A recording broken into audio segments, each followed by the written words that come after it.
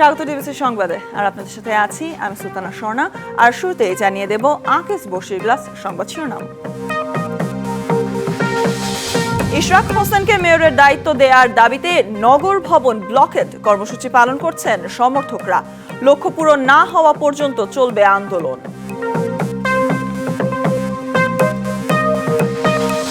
ডিসেম্বরেই নির্বাচন চায় বিএনপি, জানালেন তারেক রহমান। জাতির স্বার্থে দল মতের ঊর্ধ্বে সবাইকে এক হয়ে কাজ করার আহ্বান।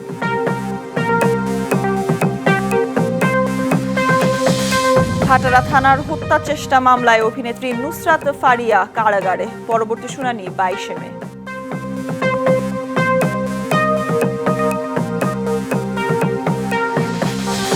মার্কিন সাবেক প্রেসিডেন্ট জো বাইডেন ক্যান্সার আক্রান্ত, ছড়িয়ে পড়েছে হাড়ে, বিষয়টি নিশ্চিত করেছে তার অফিস।